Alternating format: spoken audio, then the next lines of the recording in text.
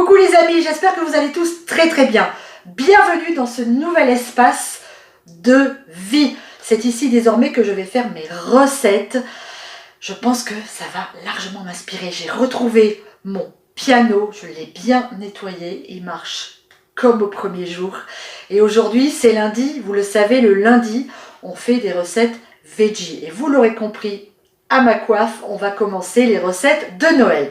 Mais avant, je voulais faire un gros bisou à Doriane. Doriane que vous voyez ici avec le tablier de cuisine Popote et Potager. Dépêchez-vous, il ne reste que quelques tabliers si vous souhaitez en acquérir un pour faire un cadeau pour les fêtes de fin d'année. Dépêchez-vous, j'en ai pratiquement plus. Ensuite, vous êtes quelques-uns sur internet suite à la dernière vidéo qu'on a faite où Thierry apparaît à me dire « Ouh, Thierry avec sa barbe, il ressemble drôlement au Père Noël. » Et c'est vrai qu'il ressemble au Père Noël.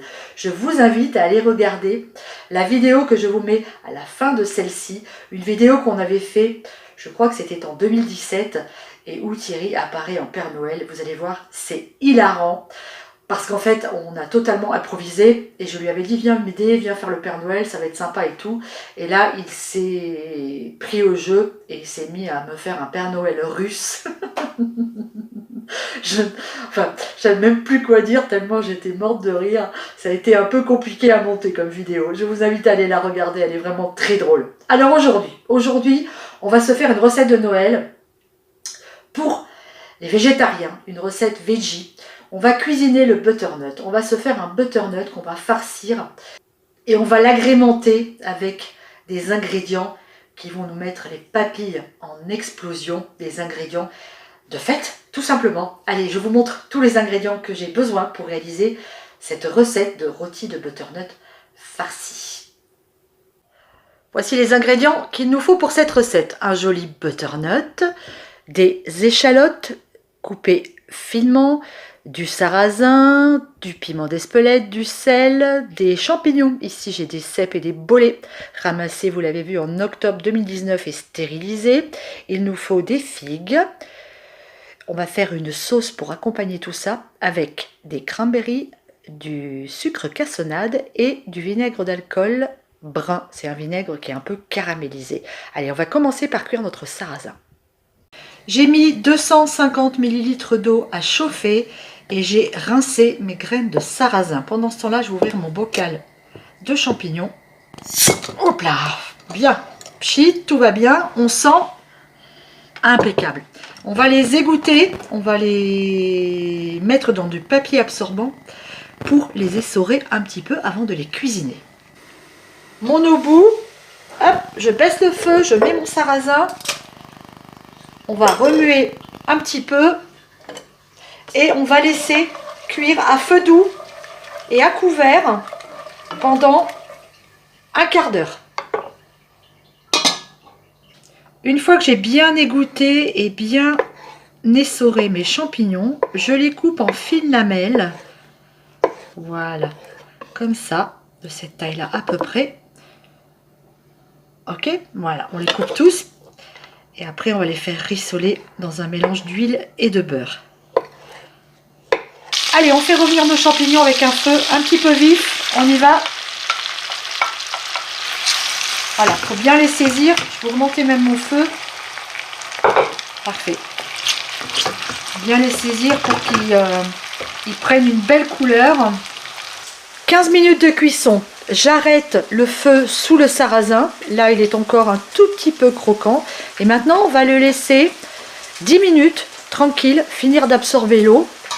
On va remettre le couvercle et on le laisse 10 minutes comme ça.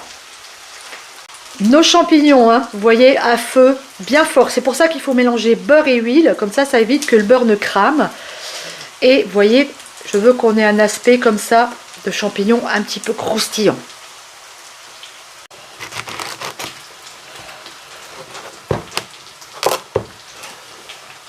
Voilà.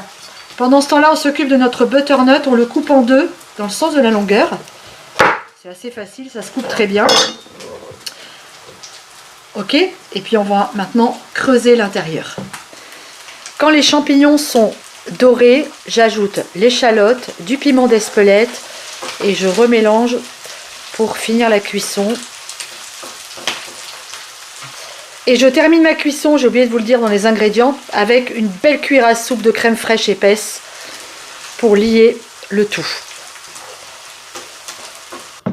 Une fois qu'on a enlevé les graines, on va creuser notre butternut comme ça, de façon à obtenir un joli lit dans lequel on va pouvoir installer tous nos ingrédients. Alors, c'est très simple, hein. Vous allez faire une première marque comme ça avec votre couteau pour voir un peu où est-ce qu'il faut creuser.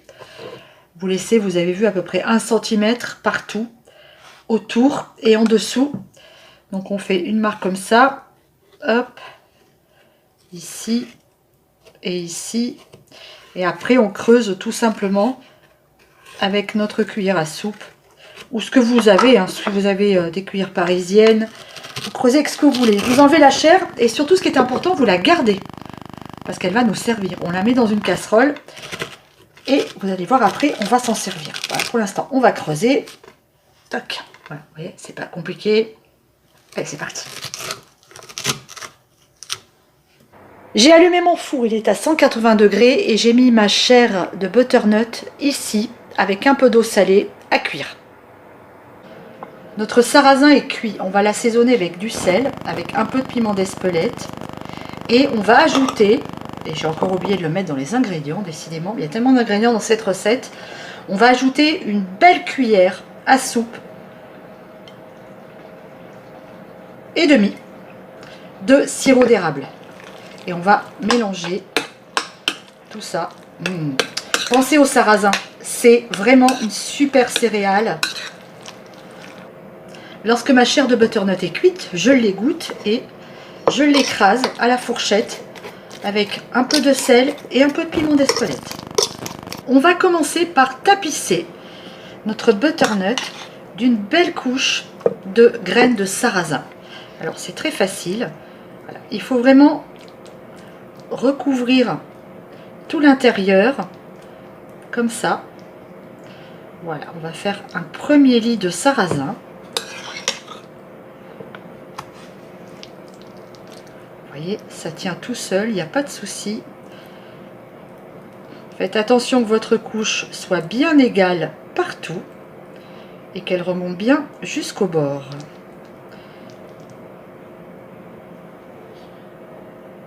Une fois que c'est fait, on vient ajouter une belle couche de champignons sur le fond, sans défaire ce qu'on vient de faire, si possible. Alors on appuie bien, voilà, on tasse.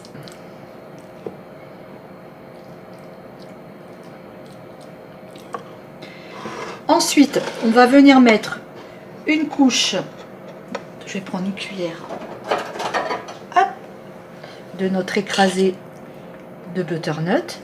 On va recouvrir.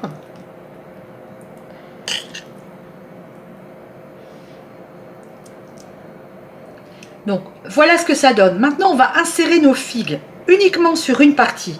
Alors, on coupe la queue, on coupe notre figue en deux.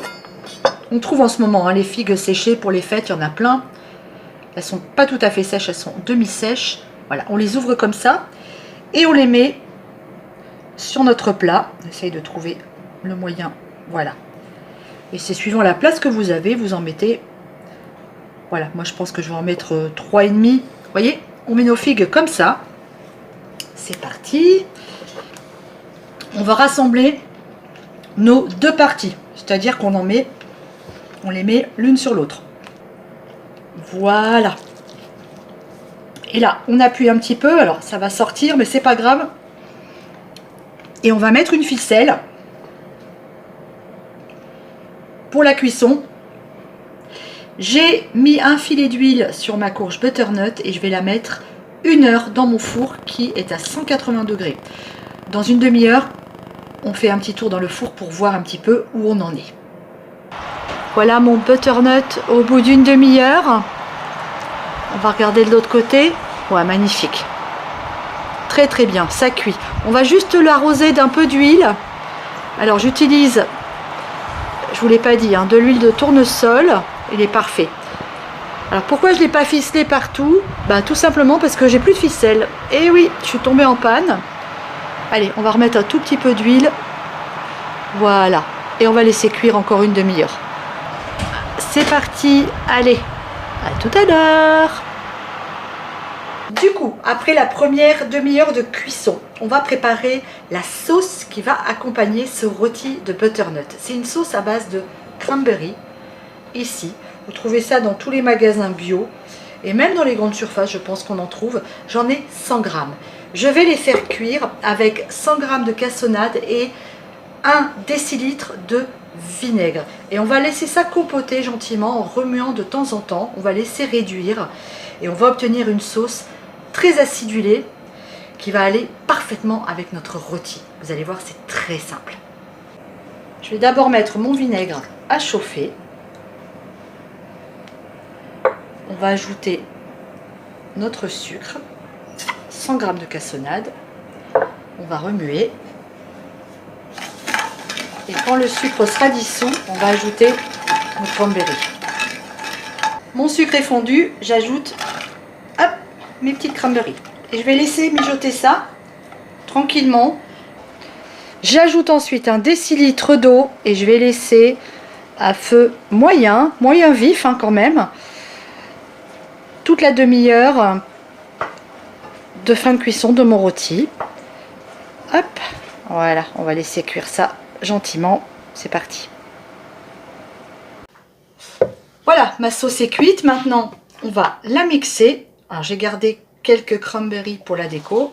Un petit coup de blender. Alors, je la trouve un peu trop aspect confiture, donc j'ai ajouté de l'eau et je reblende.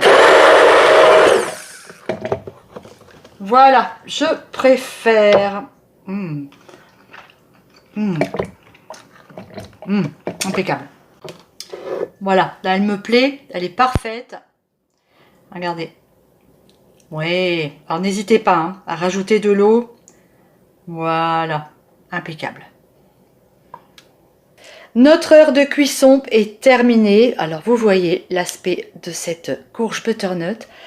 C'est sacrément appétissant. Alors évidemment, sans ficelle, ça s'est un petit peu soulevé. J'espère que ça va le faire à la coupe. Et normalement, il n'y a pas de raison. Allez, c'est parti pour une séance de coupe. On coupe les ficelles.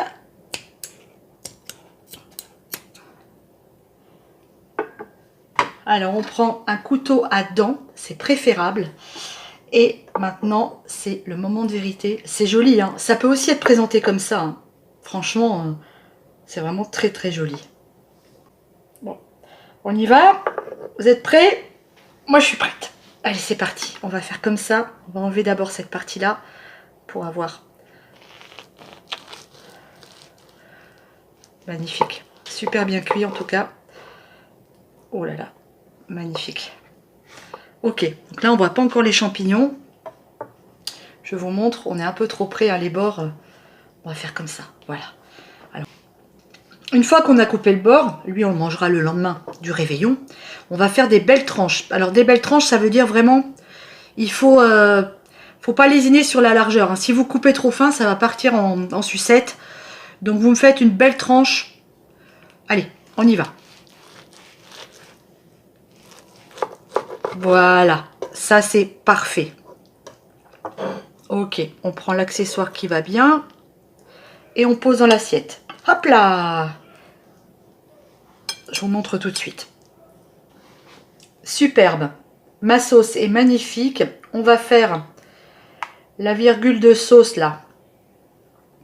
Hop, qui va bien. Toc. Voilà, parfait. Et on va ajouter des petites cranberries que j'ai gardées. On va en mettre un petit peu comme ça en déco. J'aurais pu en mettre dessus. Oh non, j'ai pas envie. Je vais les mettre comme ça. Ben voilà les amis. Un joli plat de fête. Ouh là là là là. Ça y est, notre assiette est prête. Et ben, il n'y a plus qu'à déguster. Oh là là, superbe. Magnifique. Oh oh, je vais goûter ce plat. Alors, je prends un petit peu de tout quand même. Figue, ouais. La petite sauce au cranberry. Oh là là là là. Oh, miam miam miam.